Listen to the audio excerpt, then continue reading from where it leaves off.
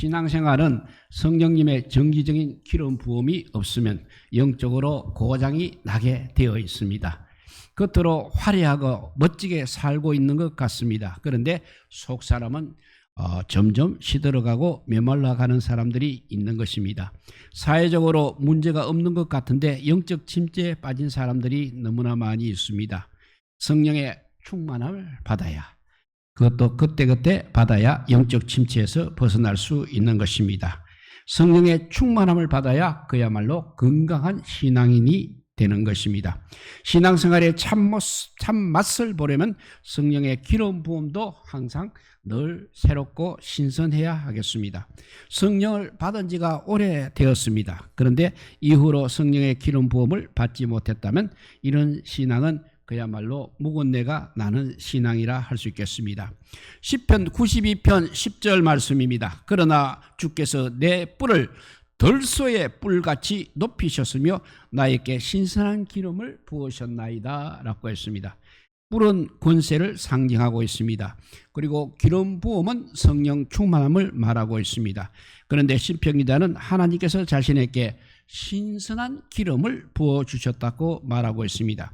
건강한 신앙생활은 묵은내 나는 신앙생활이 아닙니다. 늘 새로워야 합니다. 늘 신선하고 충만함이 있어야 합니다. 그런 신앙생활이 바로 성령 충만한 신앙생활이 되겠습니다. 초대교회는 성령의 역사로 시작이 되었습니다. 초대교회는 성령의 역사로 시작이 되었습니다. 초대교회가 바로 원형적인 교회인 것입니다. 이 시대의 교회들은 이 원형적인 교회인 초대교회를 우리 시대의 교회들은 원형교회인 초대교회를 복사해야 합니다. 초대교회가 성령으로 시작한 것처럼 우리도 성령 충만을 항상 사모해야 하겠습니다. 초대교회가 힘을 써서 기도한 것처럼 우리들도 힘써 기도해야 하겠습니다. 초대교회가 날마다 예수는 그리스도라고 전했던 것처럼 우리도 전도에 힘을 써야 하겠습니다. 초대교회는 성령으로 시작되었습니다. 성령의 능력으로 모이고 성령의 능력으로 사역을 하였습니다. 우리도 성령을 사모하고 성령으로 모이고 성령의 능력으로 흩어져서 복음을 전해야 하겠습니다. 성령님 없는 신앙생활은 거의 불가능하다 할 수 있겠습니다. 오늘 본문은 바벨론 포로의 생활에서 돌아온 유대인들이 이제 무너진 예루살렘 성전을 건축한 가운데 있었던 이야기입니다. 스가랴가 환상 중에 보니 순금 등잔대가 있고 그 등잔대 끝에 두 감람나무가 있었습니다. 스가랴가 천사께 물어봤습니다. 내 주여, 이것들이 무엇입니까? 하고 물어보니 천사가 대답했습니다. 그 대답이 오늘 본문 내용인 것입니다. 스가랴가 본 순금 등잔대와 두 감람나무 모두 다 기름과 관련이 있습니다. 성경 전체를 볼 때 성령의 역사를 보여주고 있습니다. 그런데 6절에 보면 이는 힘으로 되지 아니하고 능으로도 되지 아니하고 오직 나의 영으로 되느니라고 말씀합니다. 그 당시 포로되었던 바벨론에서 되돌아온 사람들이 수룹바벨을 중심으로 성전을 건축하고 있었습니다. 그렇지만 열악한 환경과 또 방해 세력들의 행포 때문에 성전 건축이 당분간 중단된 그런 상황이었습니다. 그런데 천사는 성전을 건축하는 그 일은 사람의 힘이나 능력으로 되는 것이 아니다. 오직 성령님의 역사로 된다고 그렇게 말하고 있는 것입니다. 신앙생활은 바로 이렇게 성전을 짓는 생활입니다. 왜냐하면 예수님을 믿는 사람들의 몸은 성전이라고 했습니다. 성령님이 믿는 사람들 몸 안에 오셔서 성전을 삼고 거하고 계십니다. 그렇지만 아직 완성된 성전은 아닌 것입니다. 솔로몬 성전은 완공된 후에 하나님께서 임재하셨습니다. 그런데 우리는 성령님께서 내주하신 후에 이제 건축이 시작되는 것입니다.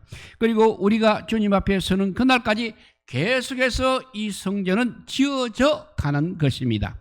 7절에서 천사가 큰 산아 너가 무엇이냐, 너가 스룹바벨 앞에서 평지가 되리라고 말하고 있습니다. 이 말은 성전을 건축하는데 방해되는 많은 방해 요소들이 있습니다.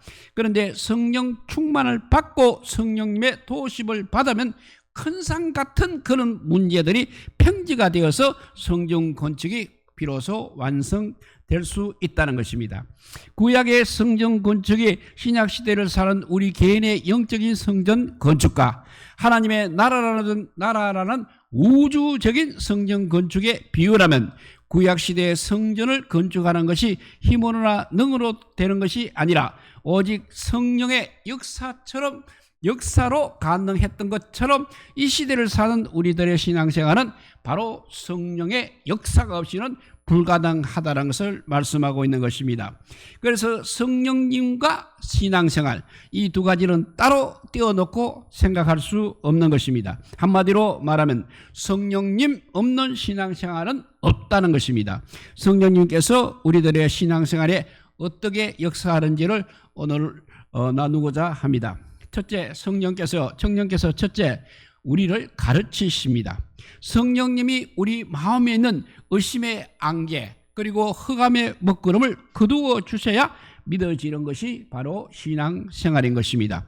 성령님께서 오셔서 하시는 사역 중에 가장 중요한 사역이 바로 우리를 진리 가운데로 우리를 인도하시는 사역이 되겠습니다.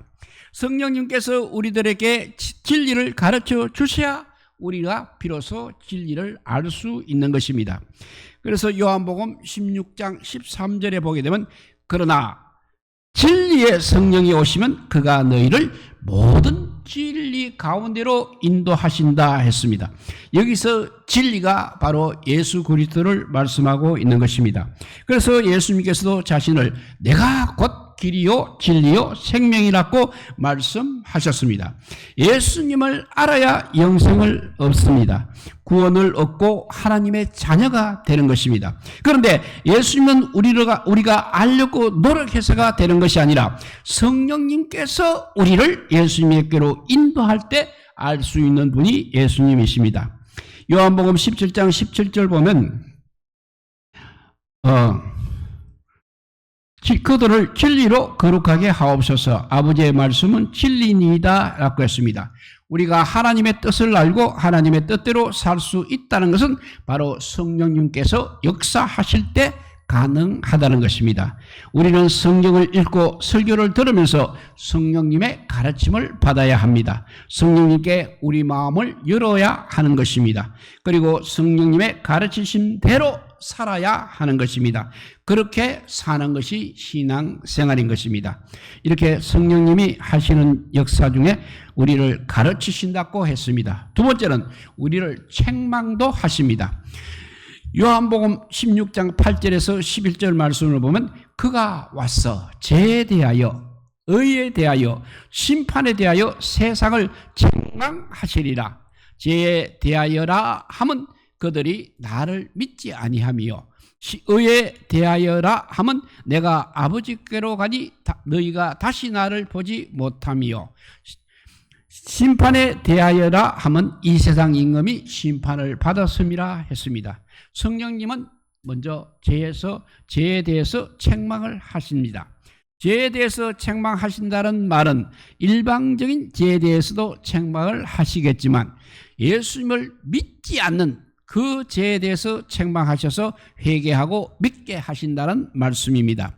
세상의 죄 중에서 가장 큰 죄가 뭐냐 하면 예수님을 믿지 않는 죄가 가장 큰 죄입니다. 성령님은 반드시 의에 대해서 세상을 책망하십니다. 여기서 의는 우리가 생각하는 일반적인 정의 그것이 아닙니다. 예수님의 죽으심과 부활 그리고 성천을 통해서 이루신 의인 것입니다. 우리는 예수님의 대속 사역을 통해서 어려워지는 것입니다. 의에 대해서 책망하신다는 말은 예수 그리스도의 대속 사역을 거부한 것에 대하여 책망하신다는 것입니다. 심판은 십자가를 통한 마귀의 심판을 말하고 있습니다. 역시 예수 그리스도의 구속 사역을 통한 마귀의 심판을 말하는 것입니다. 성령님은 사람들의 마음에 찔림과 양심의 가책 등을 통해서 책망하십니다. 그 책망으로 인하여 불신의 길에서 신앙의 길로, 또 불의의 길에서 어려운 길로 회개하게 하시는 것입니다. 사람들은 성령의 책망하심 때문에 회개하고 의의 길을 가게 되는 것입니다. 예수님 밖에 있다가 예수님 안으로 들어오는 과정에 이런 일이 있다는 것입니다.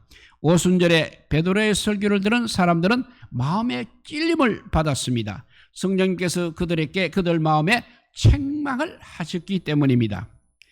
그들은 사도들에게 그래서 형제들아 우리가 어찌할꼬라고 질문을 했습니다. 그리고는 회개하고 예수님을 받아들였습니다. 성령의 바로 이 책망하심 때문에 성도들은 진리의 길에서 이탈하지 않고 의의 길을 걸어갈 수 있는 것입니다. 시편 16편 7절 말씀입니다. 나를 훈계하신 여호와를 송축할지라 밤마다 내 양심이 나를 교훈하도다 했습니다. 믿는 우리 속에 거하고 계시는 성령님께서는 우리를 훈계하시고 양심의 찔림을 통해서 우리를 교훈하십니다. 우리가 진리에서 벗어날 때 성령님은 우리를 책망하시는 것입니다. 그러면 우리는 양심의 찔림을 받아서 악한 길에서 돌이키고 선한 길을 가게 되는 것입니다. 책망하시는 성령님이십니다. 그래서 성령님께는 첫째는 우리를 가르치시고 우리를 책망하신다고 했습니다. 세 번째는 우리를 인도하십니다. 우리를 가르치시고 책망하시고 세 번째 우리를 인도하십니다. 로마서 8장 14절 말씀입니다. 무릇 하나님의 영으로 인도함을 받는 사람은 곧 하나님의 아들이라 했습니다. 성령님은 하나님의 자녀들을 인도하십니다. 성령님께서 인도하시는 목적지를 세 가지로 한번 정리해 봅니다. 첫째, 천국으로 인도하십니다. 수많은 유혹이 있지만, 세상에 수많은 유혹이 있지만 우리가 중간에 타락하여 지옥으로 가지 않고 무사히 천국에 도착할 수 있는 것은 바로 이 성령님의 인도 때문인 것입니다. 두 번째는 예수님을 닮도록 인도하십니다. 성령님은 우리의 성품과 능력과 비전이 예수님을 닮도록 인도해 주십니다. 그래서 성령 충만하게 되면 예수님을 닮을 수 있는 것입니다. 세 번째, 이 땅에 하나님 나라를 세우는 사역으로 인도하십니다. 성경의 가장 큰 주제는 바로 하나님의 나라입니다. 하나님의 나라는 영원한 세계에서만 이루어지는 것이 아니라 이 땅에서 믿음의 사람들의 삶과 사역을 통해서 확장되어 가는 것입니다. 성령님은 우리를 이렇게 하나님 나라를 세우는 일로 인도하십니다. 성령이 오시면 우리의 인생이 달라집니다. 성령이 오시면 변화가 됩니다. 성령님은 믿는 우리를 인도하십니다. 우리들도 역시 성령의 인도를 받아야 합니다. 목회자에게는 성령님의 인도가 절대적으로 필요합니다. 그리고 세상에 나가서 하나님 나라를 건설하는 성도들에게도 역시 성령님의 인도가 절대적으로 필요한 것입니다. 무슨 일을 하든지 성령님의 인도를 구하시기 바랍니다. 성령님, 저를 가르쳐 주십시오. 저를 인도해 주십시오. 저를 감동해 주십시오라고 늘 이런 기도를 하며 성령님의 인도를 받으며 사시기를 바랍니다. 이렇게 성령님께서 하시는 사역은 첫째, 우리를 가르치시고 두 번째, 우리를 책망하시고 세 번째는 우리를 인도하신다고 했습니다. 인도하신 것은 세 곳이죠. 천국으로 예수님을 닮도록 하나님 나라를 세우는 사역으로 우리를 인도해 주십니다. 네 번째는 우리를 도와주십니다. 로마서 8장 26절 말씀입니다. 이와 같이 성령도 우리의 연약함을 도우시나니 우리는 마땅히 기도할 바를 알지 못하나 오직 성령이 말할 수 없는 탄식으로 우리를 위하여 친히 간구하시느니라 했습니다. 이 말씀은 성령님께서 바로 우리의 기도하는 것을, 우리의 기도를 도와주신다고 말씀합니다. 기도 생활을 잘 하려면 역시 성령님의 도움을 받아야 하는 것입니다. 그러면 하나님께서 기뻐하시고 마음에 합한 기도를 할 수 있게 됩니다. 성령님은 우리의 기도만이 아니라 다방면에서 우리를 도우고 계십니다. 그래서 성령님은 보혜사라고 하시는 것입니다. 예수님은 요한복음 14장 16절에서 이렇게 말씀하셨습니다. 내가 아버지께 구하겠으니 그가 또 다른 보혜사를 너희에게 주사 영원토록 너희와 함께 있게 하리니 했습니다. 예수님께서 하늘로 올라가시면서 하나님 아버지께 다른 보혜사를 구하셨습니다. 그분이 바로 성령님입니다. 그 보혜사는 헬라어로 파라크레토스입니다. 그 뜻은 옆에서 돕도록 부름받은 자, 옆에서 돕도록 부름받은 자라는 뜻이 파라크레토스입니다. 그러니까 성령은 그리스도인들을 도우시는 분이십니다. 성령님은 우리에게 오셔서 영원토록 우리와 함께 하시며 우리를 도우십니다. 하나님의 음성을 듣는 법의 저자 찰스 스탠리 목사님의 간증입니다. 그는 그 책에서 이런 간증을 했습니다. 이런 간증을 하고 있습니다. 목사님은 교회에서 땅을 사기 위하여 땅 주인을 만나 계약하려고 했습니다. 땅 주인이 말했습니다. 이 땅을 구입하는데 얼마나 예산하고 계십니까? 그때 성령님께서 대답하지 말라고 또 목사님께 이르셨습니다. 그래서 목사님은 그냥 침묵을 지켰습니다. 주인은 계속 말을 했지만 한마디도 하지 않았습니다. 결국 땅 주인이 값을 내렸고 가격이 적당하게 목사님께서 동의를 하셨습니다. 성령님은 우리의 영적 생활만 도우시는 것이 아니라 이렇게 땅을 사는 잔잔한 일까지도 도와주십니다. 성령님은 우리 생활 전반에 걸쳐서 우리를 도우시는 분이란 이해가 되겠습니다. 어느 목사님은 성령에 대해서 새롭게 깨닫고 난 뒤에 매일 아침 성령님 안녕하십니까? 라고 인사하면서 하루를 시작하게 되었습니다. 이렇게 성령님의 자체를 인정하게 되니 성령님께서 이분을 인도하시고 도와주기 시작하였습니다. 그 후 이분의 삶의 변화가 시작되었습니다. 날마다 성령님의 도움으로 기적이 일어나기 시작하였습니다. 말을 더듬고 있었는데 치유가 되었습니다. 가족들이 핍박을 했습니다. 그런데 가족들도 하나둘씩 예수님을 믿게 되었습니다. 이렇게 성령의 능력으로 자신이 변했고 가족들이 변했다는 이야기입니다. 갑작스러운 예배를 드리고 싶으면 강격스러운 예배를 드리고 싶으면 먼저 성령님을 인정하시고 그분의 도우심을 받으시기 바랍니다. 감리교 운동을 일으켰던 요한 웨슬리는 올더스게이트라는 곳에서 회심을 하였습니다. 그로부터 6개월 후에 페테레인이라는 곳에서 철야 기도를 하다가 강력한 성령의 역사를 체험했습니다. 그래서 1739년 1월 1일자 웨슬리의 일기를 한번 읽어봅니다. 미스터 홀, 키친, 잉함, 히필더, 허친스 그리고 나의 동생 찰스가 우리의 형제 60여 명과 함께 페트레인 예찬회에 참석하였다. 끊임없이 기도하기를 새벽 3시까지 계속하였다. 그때 하나님의 능력이 우리에게 강하게 임하였다. 많은 사람들이 놀라운 기쁨으로 소리쳤다. 많은 사람들이 땅에 엎드렸다. 전능하신 하나님의 현존의 경외와 놀라움으로 사로잡힌 우리는 한 목소리로 소리를 쳤다. 오 하나님, 우리는 당신을 찬양합니다. 오 당신은 우리의 주님이십니다. 라고 기도했다. 그들은 성령의 강한 역사로 새벽 3시까지 기도하고 찬양하면서 지루하고 답답한 시간을 가진 것이 아니라 성령의 임재로 인하여 놀라움에 사로잡혔고 큰 기쁨으로 예배했다. 성령님의 역사였다. 성령님의 도우심을 받은 것이다. 우리가 드리는 예배에 이렇게 성령의 기름 부음이 있어야 한다고 그렇게 일기를 썼습니다. 성령님은 하나님이십니다. 성령님은 우리에게 진리를 가르쳐 주셨습니다. 우리를 책망하셔서 거듭나게 하셨습니다. 그리고 성령님은 믿는 우리 속에 오셔서 우리를 인도하시고 도와주시는 분이십니다. 이제 우리는 성령님을 아는 것만으로 만족하지 말고 성령님과 반드시 동행을 해야 하는 것입니다. 그래서 이 세상에 비록 살고는 있지만 천국을 누리고 그리고 육신을 가졌지만 영으로 육신을 이기는 신령한 삶을 살아야 하는 것입니다. 그러기 위해서는 우리는 범사에 성령님을 인정하시고 그분을 찾고 그분의 인도에 순종해야 하겠습니다. 그러면 우리의 인생은 달라질 것입니다. 성령님은 우리를 가르치시고 우리를 책망하시고 우리를 인도하시고 우리를 도우시는 분임을 오늘 깨달으시고 우리 모두 성령님을 찬양하면서 성령님과 동행하는 삶이 되어서 정말 아름다운 신앙생활을 이어가시기를 우리 주님의 이름으로 축복드립니다. 기도하겠습니다. 사랑의 하나님 감사합니다.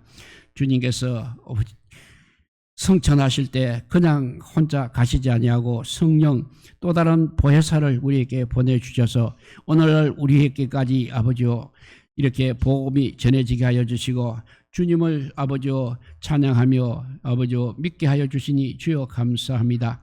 계속해서 우리 힘으로 우리 능으로는 아무것도 할 수 없습니다. 한 발자국도 움직일 수 없습니다. 성령 하나님께서 도와주셔야 되고 성령과 동행해 주셔야 하는 우리의 믿음이 성장할 줄 믿습니다. 주님 도와주시옵소서.